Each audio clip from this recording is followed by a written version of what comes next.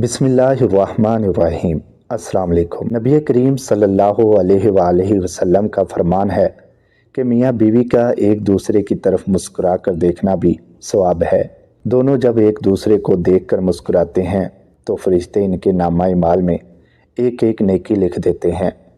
फिर जब वो एक दूसरे के करीब आते हैं और मोहब्बत व उल्फत की बातें करते हैं, अल्लाह ताला इन पर अपनी रहमत नाज़िल फरमाता है।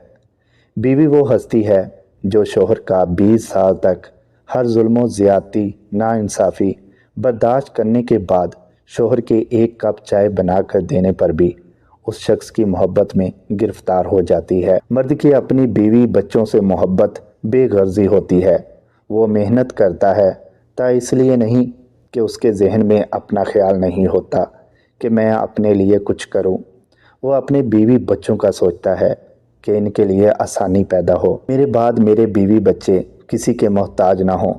वो इसी बात को जहन में रख कर अपनी जान लड़ाता है, यहाँ तक कि उसकी ज़िंदगी की शाम हो जाती है लेकिन उसकी फ़िक्र ख़त्म नहीं होती।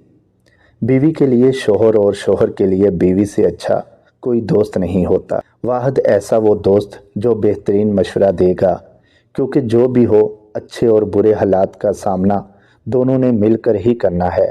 यही दोस्ती है। मियाँ बीवी का रिश्ता इंसानी रिश्तों में सबसे बड़ा रिश्ता और सबसे नाजुक रिश्ता है। यही सब रिश्तों की बुनियाद है।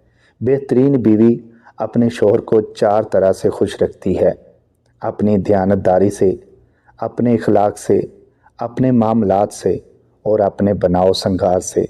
इसलिए बीवी को चाहिए कि शरीयत के हदूद में रहते हुए अपने शोहर के लिए बनाव संगार करे। औरत का जहाद शोहर के साथ अच्छी ज़िंदगी बसर करना है। समी वॉइस को सब्सक्राइब करना मत भूलें, लाइक करें, शेयर करें और कमेंट सेक्शन में अपनी राय का इजहार ज़रूर करें।